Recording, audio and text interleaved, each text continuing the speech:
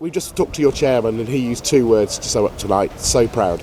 That's very kind of Clive to say that. He's a top guy, pleasure to work with. We are very proud. I hear that. I said to the guys after the game, I don't really like using that because you hear it all the time, but I said I'm personally very proud of you and you should all be very proud of yourselves. Unfortunately, we've been knocked out of the cup. And I think sometimes you can win a game and you lose a game. And I say that really careful because trust me, in our environment we hate losing, but I think there was a huge amount of positives to come out of the performance. Yeah, I mean, this is a team that was 170 million to put together that you played against tonight. It's a sign of the levels that your team have had to go to tonight. Yeah, we had to look. Ultimately, we had to be at our very best to give West Ham a game and potentially hope that they didn't play well to win the game. But I thought they were very good tonight. So to see the lads rise to the occasion, play against such high-level performers, high-level manager, high-level team, and do themselves such justice, I was really pleased for them. And I think we just probably came out on the wrong side of a bit of luck tonight.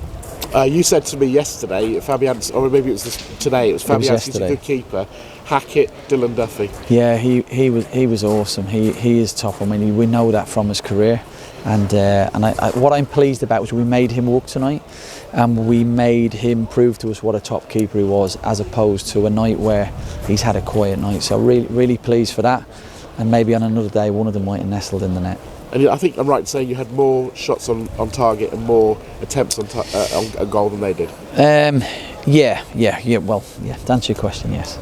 All right. What about your keeper? I mean, he had to have some important moments. It was tricky conditions with the wind, particularly as the game went on.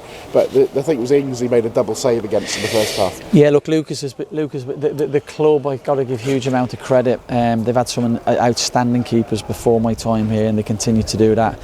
Huge credit to us again for getting somebody like Lucas in. I think he's having a great season. I think he's the real deal. And I thought, I'll answer your question because we were talking about him, but I thought again he showed his qualities tonight.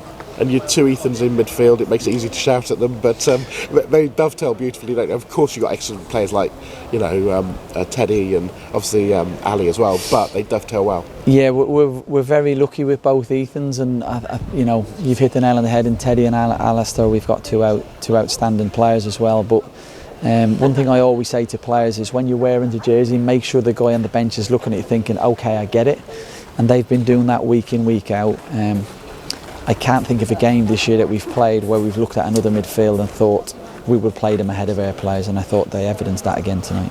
As a match, it felt like a fitting tribute. We had the applause for Colin Murphy before, and it felt like a fitting tribute to him. Yeah, brilliant, and really, I hope his family enjoyed tonight on what is clearly a sad occasion, but and I'd hope as a team we probably showed not as good as the teams that he had, but hopefully we were a reflection of the great things he'd done at the club. So although a bitterly disappointing night for his family, I hope they got some satisfaction from the round of applause, which was well deserved and authentic from everybody here at the club. And unfortunately not the result, but a performance that probably reflected the qualities of the man. A lot of people always talk about special nights at football clubs. If you're around Lincoln long enough, people talk about one of your old clubs beating Man City in the League, obviously the Burnley. I think this goes down with it, and there's probably a lot of youngsters who are here today who I'm afraid you have made Lincoln City fans for life now. I hope so, because football's all about hitting the next generation. So the stalwarts that have been coming here for multiple years, and then you bring your kids and your grandkids, and it's important that they go to the game and feel the magic and the explosion and euphoria of what football's all about, and that they want to come again, they want to buy a jersey, they want to buy a season ticket, and also the crowd play a huge part in that, because without the atmosphere you kind of walk away a bit, that was a bit underwhelming, and I thought the atmosphere in the ground was incredible. So huge thank you to the fans for that. And I just said to Arif, a gentleman, a journalist I was talking today, if you come here on Saturday you'll see the same against Cheltenham, but hopefully it has a positive effect on the next generation of fans coming through, because that's what keeps clubs going ultimately. Hope I don't kill this podcast, by the way. When it eventually came about that Lincoln had an interest in me, I remember ringing my agent going, "You're not going to believe who's rang me." I was thinking I could get battered here. Rightly so, by the way. We were just being beat 4-0 by our rivals. And we went over, and honestly the hair stood on the back of my neck. One of the big sells to players coming here is the fans.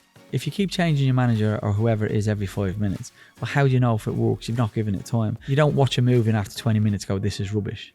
Was it difficult to comprehend playing for such a big club at such a young age? Sorry, the reason I'm pausing is I was quite reckless. And I just said to Mike, I can't go to the World Cup. And he's like, why? I said, I'm struggling. I'm really, really struggling. And I basically just burst into tears and he gave me the biggest hug in the world. I think a lot of people probably see my career, if I'm being honest, as probably underachieving. May 2022, you are named as head coach of this club. Has it been everything you'd hoped? Everything you wanted? It's amazing. Played football for 20 years, but for me, this is another level.